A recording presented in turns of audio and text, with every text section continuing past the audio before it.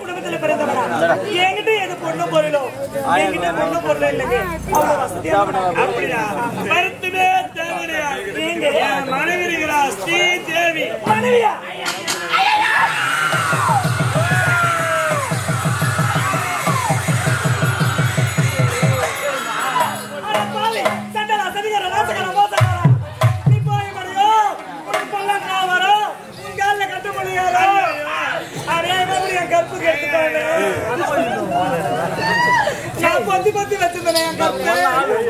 இப்படி கண்ணாடி உடைக்கிற மாதிரி பாரு.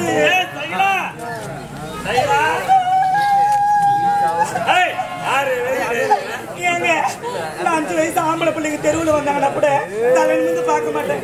அந்த மாதிரி பொண்ணு நானு. இப்படி என் வாழ்க்கை கிடைச்சிட்டீங்களா? கலக வேண்டாம்.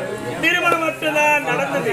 ஒரு கணவன் மனைவி வாய்க்குழி முதற்படி முதல் இரவு. அந்த முதலிரவே நடக்கல.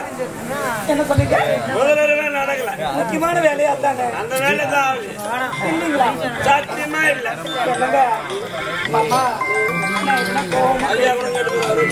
அவரை கேட்டு பாருங்க என்ன பத்தி நான் எப்படிப்பட்ட பொண்ணு.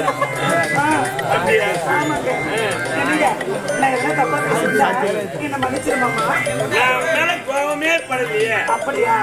நீங்க கல்யாணம் சொல்லவும் எனக்கு கோபம் வந்துருச்சு. அப்படியா? இன்னும் முதலிரவு நடக்கல. முதலிரவு நடக்கல. அப்படியா? பின் சுகம் என்றால் அது என்னிடத்தில் தான் அனுபவித்திருக்கலாம். இதுவரையும் இப்ப நீ தான் பாதல. அப்படியா? ஆமா. வருத்தப்படாதீங்க. முதலிரவு நடக்கலன்னு கஷ்டப்படாதீங்க.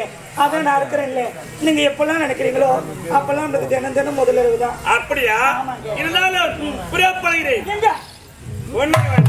ஐயோ, என்ன விட்டு நீ ஒரு நொடி பிரிந்தா கூட மறுநொடி நான் தூக்கம். ஐயோ, நான் போன பிறகு என்ன புண்ணியம் பாக்கியம் செய்தேனோ நீ என் மனைவியாக கிடைப்பதற்கு நல்லா செத்துருவாங்க. ஆமாங்க. அப்பெல்லாம் எப்படிதான் கொண்டு போறல. என்னை விட்டுட்டு இங்க எங்கோ போக கூடாது.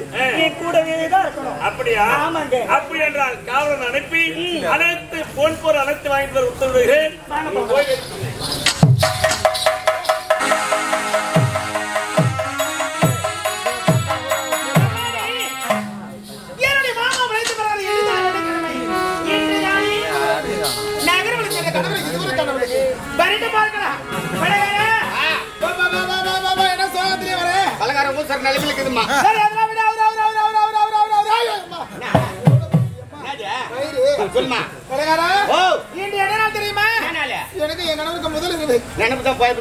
என்ன 5 லிட்டர் பால் வாங்கி சுண்ட காய வச்சிருக்கா. முந்திரி வடிவேல் கொடுத்தா கூலி கொடுத்து நாய் கூட்டிட்டு போ. நானே கேட்கா. ஆமா, எங்க வீட்டு கார் எங்க? வீட்டு கார் அங்க பஞ்சராயி நின்னு கிடக்குது. விளையாடுற அவரு யாருக்கு விளையாடிக்கிறாருமா? இலவச நானும் நகர வேலை போனமா. திடீர்னு ஐயாவுக்கு தண்ணி தாங்க அதிகமாகி போச்சு. நாட்டு தண்ணிக்கா பஞ்சம். எந்த நேரம் பார்த்தா டேபிள் கடந்து போய் குடிச்சு பண்ணிட்டாங்க. ஆனா எல்லாம் தண்ணி குடிப்பாங்கம்மா.